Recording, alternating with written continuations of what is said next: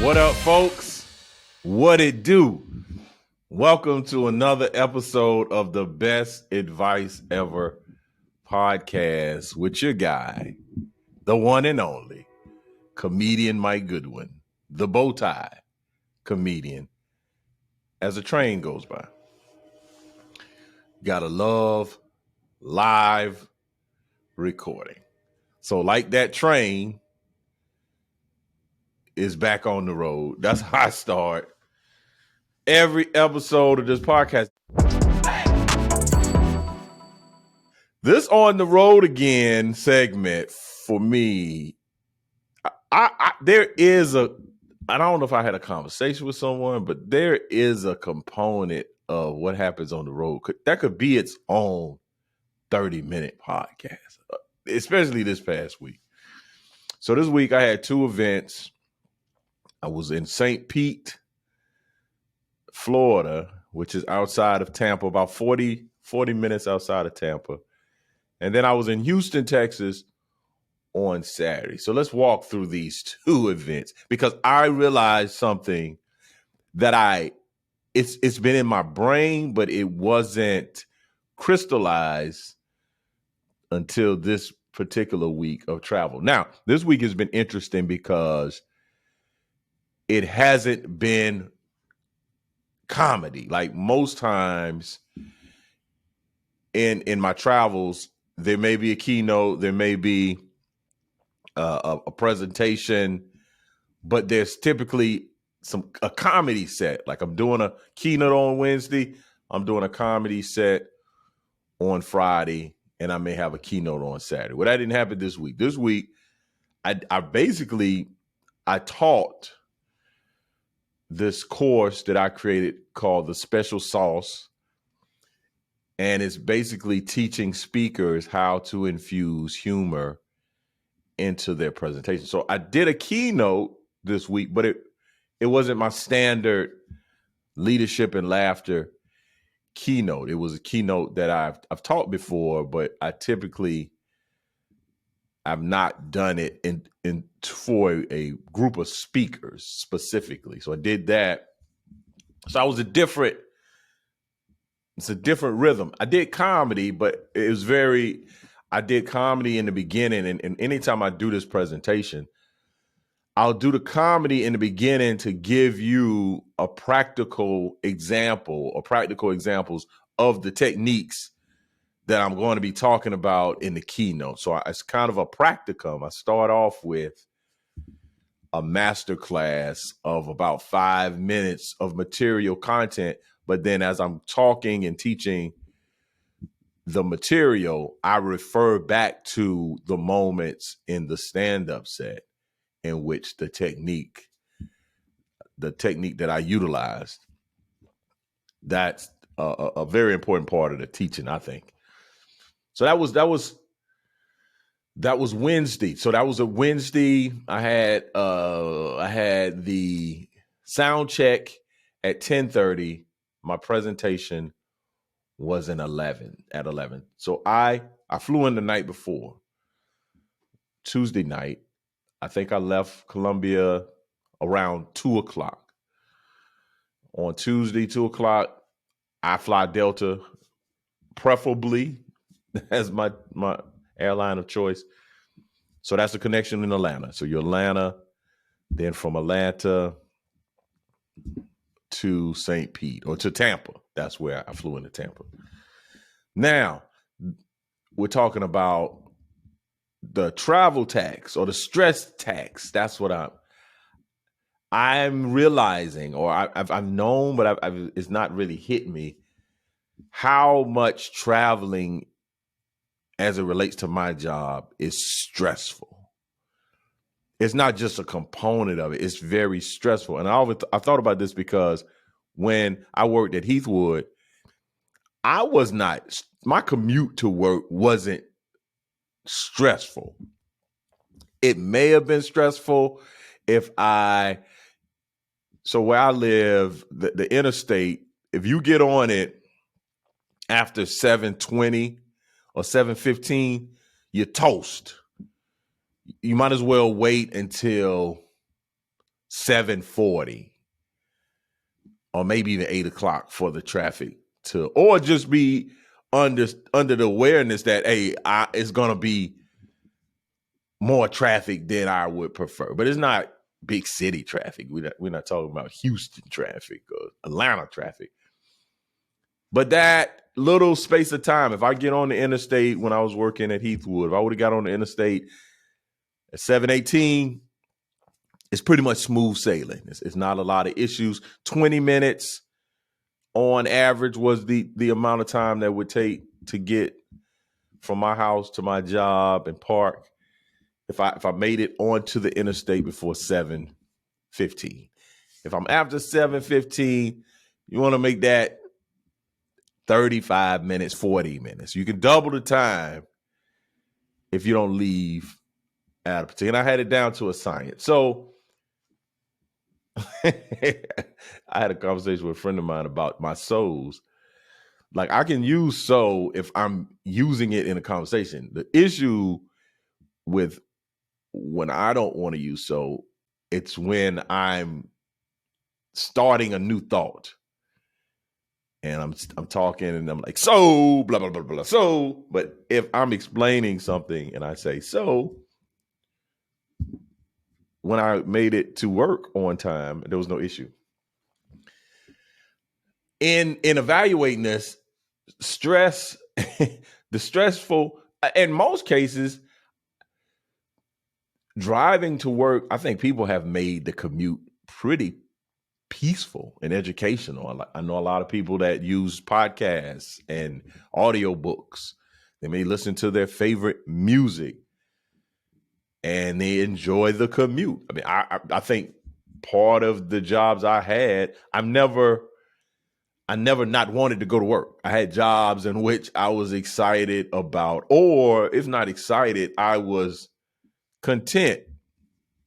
I can't think of too many jobs where it was a weight on me to go into work. Now my Heathwood became that later as when I was transitioning out and looking at doing stand-up full time. And this weekend or this week's travel helped me understand that how like stressful it was. So let me explain.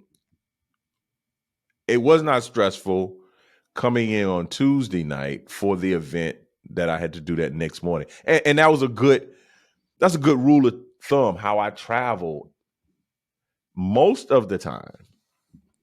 And especially if I'm doing stand-up. If I'm doing stand-up at a place, you can think if it's a stand-up show, on most nights it's going to be in the evening, and typically I'm using 7:00 as the standard time. Now there's sometimes that folks will do a 5:00 show, a 6:00 show, but 7:00. So I look at my travel.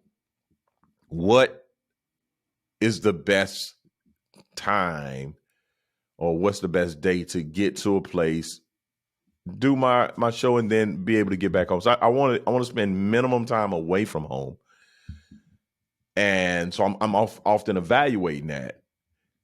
And there are cases where, on average, if I have a show on Saturday night in whatever part of the country, it could be in California, I could have a 7:00 show in California, leaving Columbia at 5 a.m., 5:30 would often give me enough time to make it to a place, get settled in, have a nap, and then make it to the event, do the event, get back to the hotel, go to sleep, then get up in the morning and get back home. I'm typically on the earliest flight out, and then I'm on the earliest flight coming back in. This particular event was different. I was going to the airport at about noon, which is a different experience. I'm used to the hustle and bustle, and Columbia Metropolitan Airport is not a busy airport. It's not an airport where folks are blowing the horn at you when you're trying to park or dropping off someone for their flight. There's no attendant. There's no police officer outside waving people in and out so that they can get parked. So it's a lot less stress involved. You park your car, you walk across the street, you go to TSA, and you sit at the gate. There's not even a lot of opportunities to shop. I was even thinking about this earlier. Many, especially the apparel shops, there's a PGA shop that's outside of the TSA area. So if you want to do that shopping or go into that place, you need to go in there before you go through the security. On the other side of security, there's places to eat. There's like a food court, and there's 2 convenience stores, for what I would call convenience stores. Now, you can get a t-shirt and a hat, but this is where you get your magazines and your snacks and your drinks. But there's no brand name store. There's no Johnson and Murphy. There's no Smoothie King. You'll get a smoothie, but it's gonna be at the Carolina barbecue pit. You get you a barbecue smoothie, right? So very easy. And I was, even when I mentioned pre-check, pre-check was clutch for me this particular week. Now, I get into Columbia Airport. It's 1:00 in the afternoon. It's not even as noisy as it typically. I would suspect if you work TSA in Columbia, that's a sweet gig. I would man, that wouldn't be a bad gig. It just doesn't seem like it's a bunch of shenanigans that happen. It may have its peak hours, but I think they cruising, especially if you get past that morning rush. Again, I'm on that first thing out. So when I'm coming to the airport, in most cases, leaving out of Columbia, it's super early. So it was a little disorienting for me to come in and it not be noisy. There wasn't even really a line at the security gate. You just kind of show up, pull your ID out, and keep it moving. So did that, flew into Tampa, got my rental car. I didn't need to be there until the next morning. So I enjoyed the ride. I wasn't in a hurry. And there was an event. There was like a speakers event the night before. I wasn't gonna make it. I think it was like from 6 to 8, or it was one of those 6 to 7. It was gonna have food, be by the pool. I missed all that. But I ate at the hotel in the room service, and it was outstanding. It was a Korean fried chicken, I believe I had. It was delicious. Absolutely delicious. Now, here was where the stress comes in.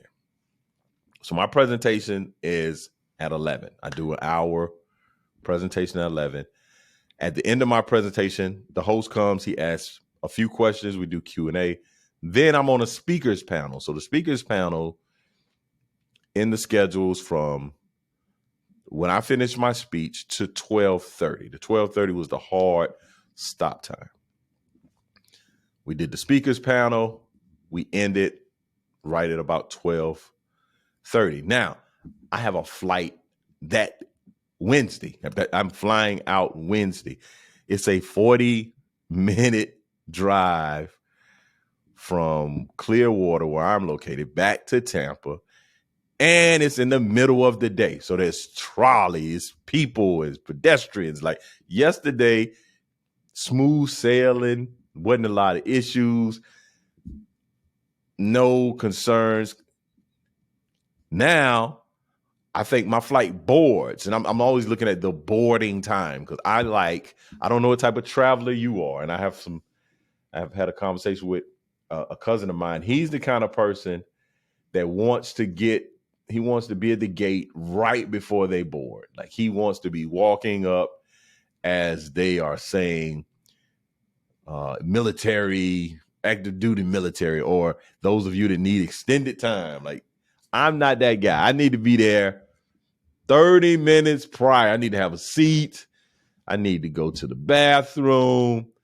I need to start charging my phone. I like to be settled before the process. If I'm walking up during the process, that's a little unnerving to me, right?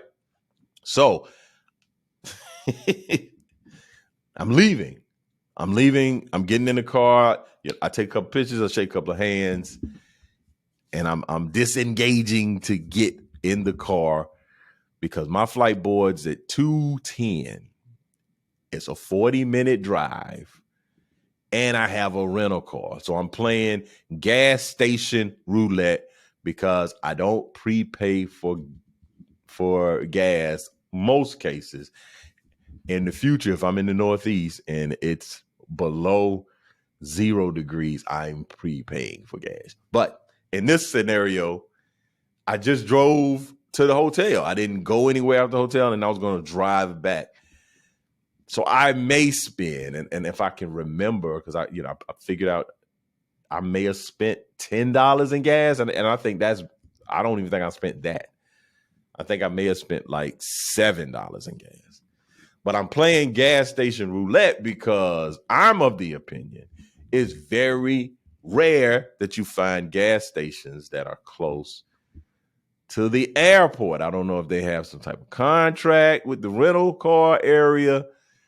You cannot have a gas station right by the airport. Now, and especially at Tampa, you come out of the airport, and I think you're pretty much immediately on the interstate. And I'm avoiding those tolls. So I have toll avoidance on my app. Now, that often takes you directly into a more scenic route, a rural route. But I think in Tampa, they put you right on the interstate. So it wasn't like I was driving and I saw a plaza that had Subway and a bait and tackle shop, or just some regular mom and pop situation. I went out of the airport right on the interstate. So that's about a 10 to 15 minute drive. And then I started, getting close to Clearwater, which again was 40 miles. So I'm noticing when I get into Clearwater the night before, there wasn't a lot of gas stations from when I left the airport, and probably until I got into St. Pete, which was about 15, 20 minutes. So I'm in there, and I'm noticing that there's a couple gas stations when you first get off the exit and you get into the city. But as you get deep into the city, you see the Chipotle's and the Burger Kings and all those things.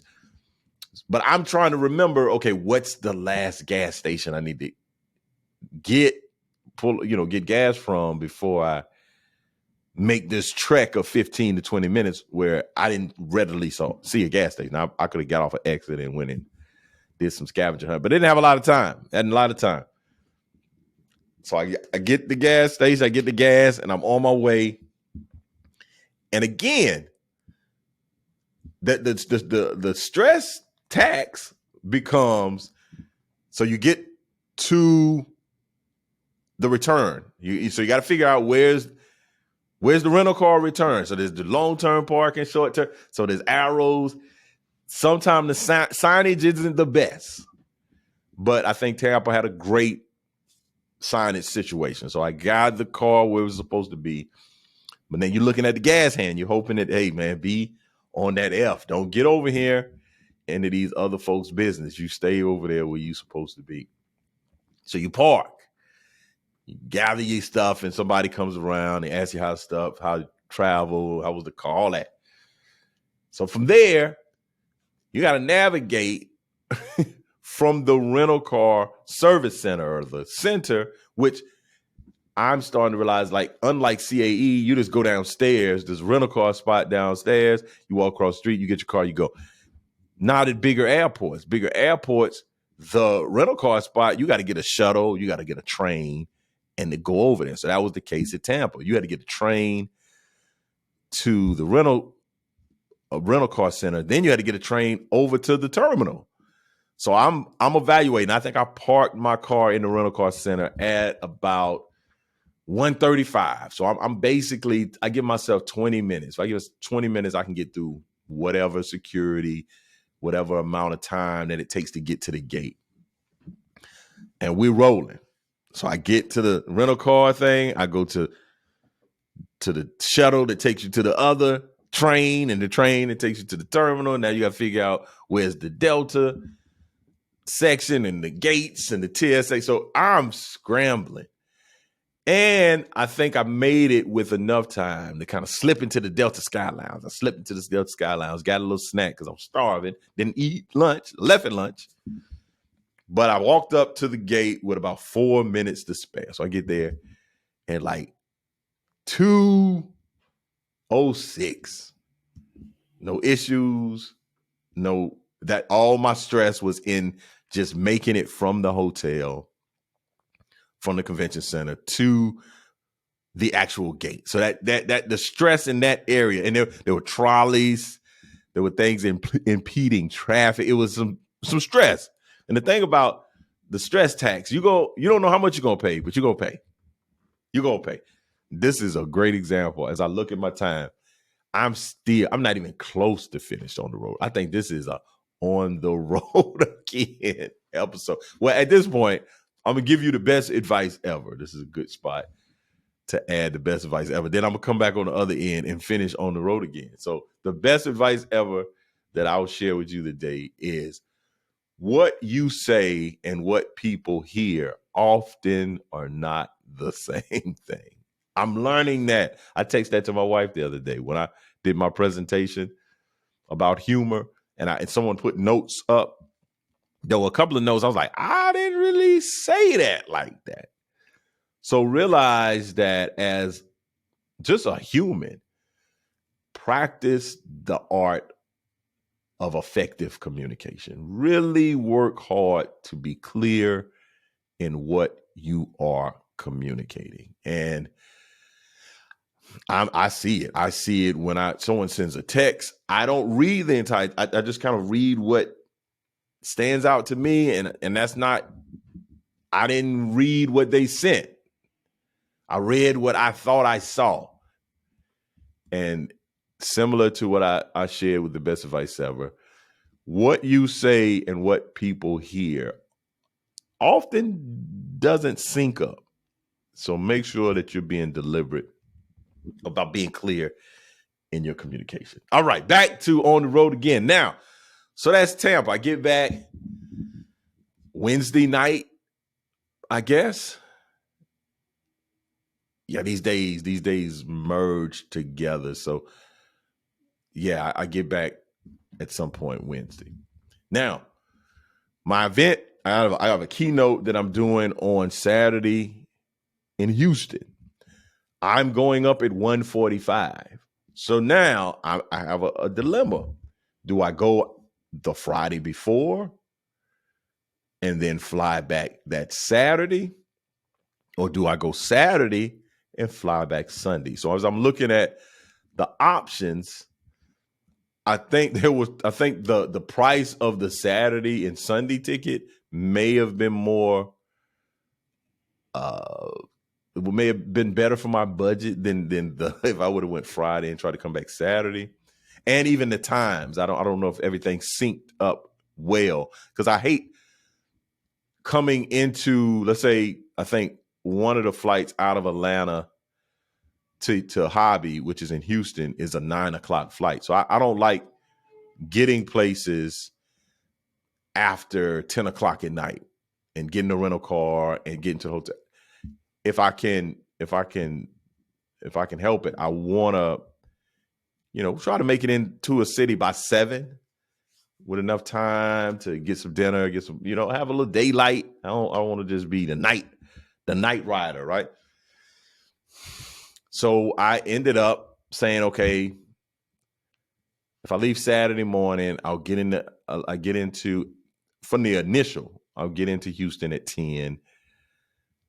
I don't speak till 1:45. From 10:00 in the morning to 1:00. That should give me enough time, because Houston's a big city, to navigate traffic, do all I need to do, get there. So what I did this time, I did something that I really hate to do. Not a fan of it at all. I hate traveling in the clothes that I'm going to present in. I had to do that Saturday because my thought was I'll get into the airport. By the time I get my rental car, it's about 11. I'm thinking it's probably an hour to get from the airport to wherever I'm supposed to be speaking. There's not enough time to go to the hotel. Maybe they'll let me early check in. You know, some of that stuff is, so I go to the hotel, I get changed. It's just too much. So I just said, hey man, I'll just get my stuff, have my stuff on, minus the bow tie. I wasn't traveling with bow ties. I had on some sneakers, had on my suit, my shirt, some sneakers, no bow tie, right? Oh my goodness. The stress tax started so high. So high. So I get to the airport Saturday morning, and there's storms in Atlanta that's causing all flights to be grounded. So now this is where the stress happens, and you don't know if it's real stress or it's perceived stress. Because what happens automatically, sometimes they delayed we on the flight and the flight's delayed, and I think I'll make this a two-parter because there's a lot to unpack. There's a lot to unpack in Houston. So I'm going to end on this one. We're going to do a bonus podcast. I'm going to give you 30, but then I'm going to drop another. So we're going to do part 2 of the Best Advice Ever podcast. But the second part will not be advice. The second part will be in this Houston story. And I'll just do the standard. Someone sent in a question. I do have that. Ask the bow tie and the mind of Mike. So we're going to end this episode just to make this time. And then we'll drop another one. Maybe the same day. Maybe later in the week. I'll get with Jeremy and we'll figure that part out. But thank y'all so much for tuning in. This is very strange. It's a very strange way to do the podcast, but this is the podcast. It's organic. This is what I'm out here doing. This is me trying to provide some levity to your day, whether it's your workout, your drive, whatever. But I'm telling you, this Houston part is very, you want to listen to it because it's some tomfoolery that's taking place. Well, thank y'all so much. Please subscribe, like, follow, share, all the things. Tell people about it. Let me know, again, if you want to talk to me, you have questions, you have something that you would like to share about how the podcast has been helpful to you, ideas that you were like, man, I really enjoy when you did this. Just send those in at info@comedianmikegoodwin.com. Again, that's info@comedianmikegoodwin.com. Thank y'all so much for tuning in for the first part of this week's podcast episode. It's your boy, Mike Goodwin. Peace.